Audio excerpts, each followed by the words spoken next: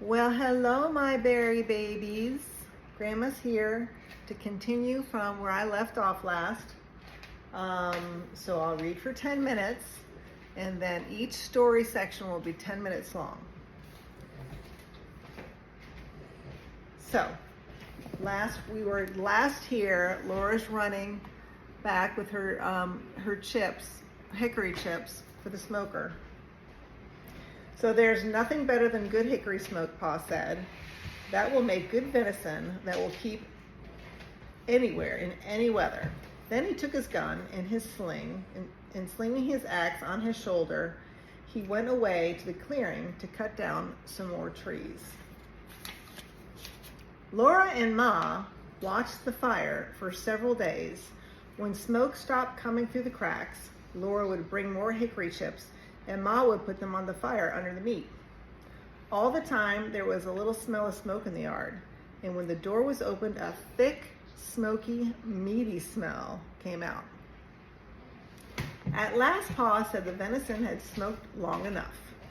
Then they let the fire go out, and Pa took all the strips and pieces of meat out of the hollow log.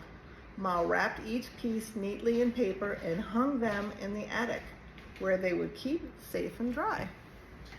One morning, Pa went away before daylight with the horses and wagon, and that night he came home with a wagon load of fish. The big wagon box was piled full, and some of the fish were as big as Laura. Pa had gone to Lake Pepin and caught them all with a net. Ma cut large slices of flaky white fish without one bone for Laura and Mary. They all feasted on the good, fresh fish. All they did not eat was salted down in barrels for the winter. Pa owned a pig.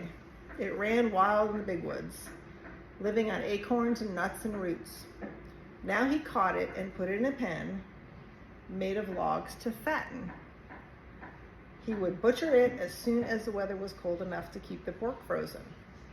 Once in the middle of the night, Laura woke up and heard the pig squealing.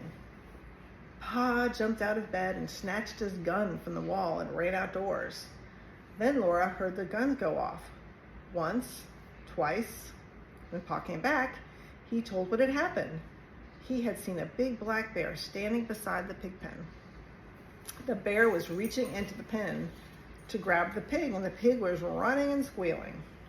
Pa saw this in the starlight, and he fired quickly, but the light was dim, and in his haste, he missed the bear. The bear ran away into the woods, not hurt at all. Laura was sorry. Laura was sorry Pa did not get the bear. She liked bear meat so much. Pa was sorry too, but he said, "Anyway, I saved the bacon." The garden behind the little house had been growing all summer. It was so near the house that the deer did not jump the fence and eat the vegetables in the daytime. And at night, Jack kept them away. Sometimes in the morning, there were little hoof prints among the carrots and the cabbages. But Jack's tracks were there too, and the deer had jumped right out again. Now the potatoes and the carrots, the beets and the turnips and the cabbages were gathered and stored in the cellar, for freezing nights had come. Onions were made into long ropes braided together by their tops, and then were hung in the attic beside the wreaths of red peppers strung on threads.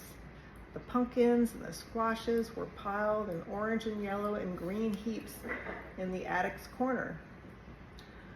The barrels of salted fish were in the pantry, and the yellow cheeses were stacked on the pantry shelves. Then one day, Uncle Henry came riding out of the big woods. He had come to help Pa butcher. Ma's big butcher knife was already sharpened, and Uncle Henry had brought Aunt Polly's butcher knife. Near the pig pen, Pa and Uncle Henry built a bonfire and heated a great kettle of water over it. When the water was boiling, they went to kill the hog. Then Laura ran and hid her head on the bed and stopped her ears with her fingers so she could not hear the hog squeal. "It doesn't hurt him, Laura," Pa said. "We do it so quickly." But she did not want to hear him squeal.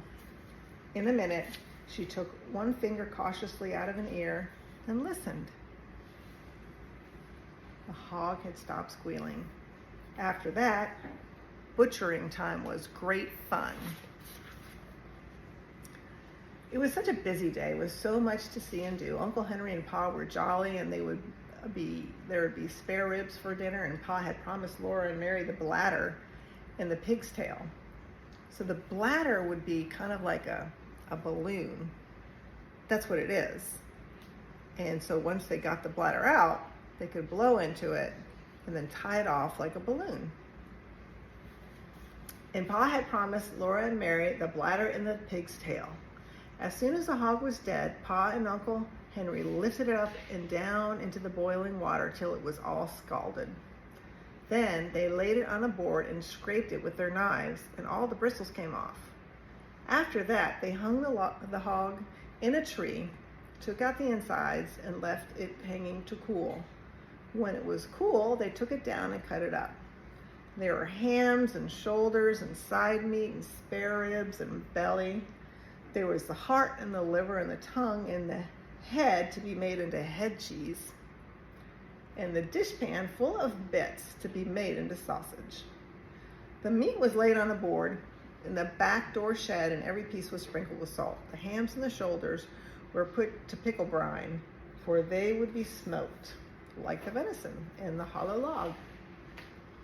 See, there's the bladder. They tied it into a balloon to play with. You can't beat hickory cured ham, Pa said. He was blowing up the bladder. It made a little white balloon, and he tied the end tight with a string and gave it to Mary and Laura to play with. They could throw it into the air and spat it back and forth with their hands. Or it would bounce along the ground and they could kick it. But even better fun than a balloon was the pig's tail. Pa skinned it for them carefully, and into the large end he thrusted a sharpened stick. Ma opened the front of the cook stove and raked hot coals out into the iron hearth. Then Laura and Mary took turns holding the pig's tail over the coals. It sizzled and it fried, and drops of fat dripped off it and blazed on the coals. Ma sprinkled it with salt. Their hands and their faces got very hot, and Laura burned her finger, but she was so excited she did not care. Roasting the pig's tail was such fun that it was hard to play fair taking turns. You guys don't know anything about that, right? You guys take turns really well. At last it was done. It was nicely browned all over. How good it smelled. 2 more minutes? They carried it to the yard to cool it. And even before it was cool enough, they began tasting it and burned their tongues. Ouch. They ate every little bit of meat off the bones, and then they give the bones to Jack. Good old Jack. And that was the end of the pig's tail. There would not be another one till next year. Uncle Henry went home after dinner, and Pa went away to his work in the big woods. But for Laura and Mary and Ma, butchering time had only begun. There was a great deal for Ma to do, and Laura and Mary would help. All that day and the next, Ma was trying out the lard in big iron pots on the cook stove. Laura and Mary carried the wood and watched the fire. It must be hot, but not too hot, or the lard would burn. The big pots simmered and boiled, but they must not smoke. From time to time, Ma skimmed out brown cracklings. She put them in a cloth and squeezed out every bit of lard, and then she put the cracklings away. She would use them later to flavor Johnny cake, which was like cornbread. And we're gonna have to wrap it up. Just a few more seconds. We love you, and we'll continue to send our stories to you. No pictures. We love the Berry Boys and Lil Lil.